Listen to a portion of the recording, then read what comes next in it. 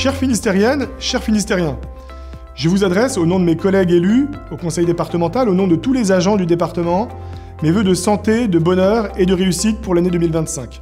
L'année 2024 n'a pas été épargnée par les crises. Je pense naturellement à la crise politique nationale, mais plus près de chez nous, à la crise de l'agriculture, à la crise de la pêche, aux difficultés d'accès aux soins à Brest ou à Carhaix. Je pense à la crise du secteur médico-social, les EHPAD, les services d'aide à domicile, le handicap, l'enfance et bien d'autres politiques encore. Face à ces crises, le département cherche à agir. C'est ce que nous avons fait en 2024, c'est ce que nous chercherons à faire encore davantage en 2025 au service des Finistériennes et des Finistériens. Nous déroulerons le plan Bien vieillir, lancé il y a 2 ans, afin de permettre au maximum de personnes âgées de rester à domicile. Nous continuerons à créer des places en résidence intermédiaire et bien évidemment, nous maintiendrons notre soutien aux EHPAD qui connaissent actuellement de graves difficultés financières. Nos délais moyens de traitement des demandes à la MDPH sont passés de 7 à moins de 3 mois.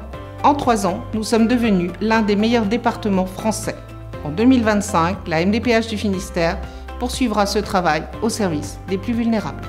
Pendant tout cet hiver, et aujourd'hui encore, les 2500 enfants confiés au département ont vibré en suivant le parcours de Jean Le Cam lors du Vendée Globe.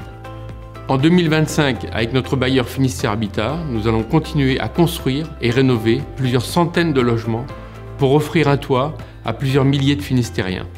Depuis le début de notre mandat, nous sommes parvenus à réinsérer par le travail près de 3 000 allocataires RSA en passant de 18 000 à 15 000 le nombre d'allocataires.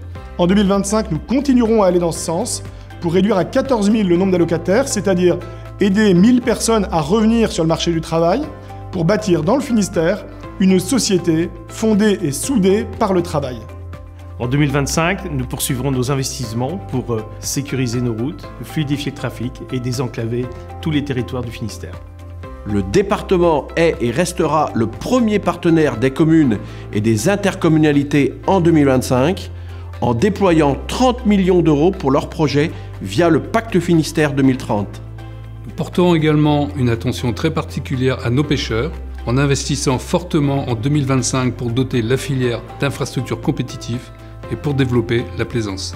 Le prix littéraire des collégiens sera à nouveau développé en 2025 afin d'impliquer encore plus de collégiens dans ce grand succès qui permet de rapprocher nos jeunes de la lecture. Nous nous engagerons à un plan de lutte contre les déserts médicaux avec la mise en place d'un plan santé qui visera à soutenir l'installation des médecins dans les territoires sous-dotés de notre département. Confronté à des hausses de dépenses massives et à des incertitudes lourdes pour les recettes provenant de l'État, le département devra faire des choix budgétaires forts pour poursuivre l'amélioration du service public.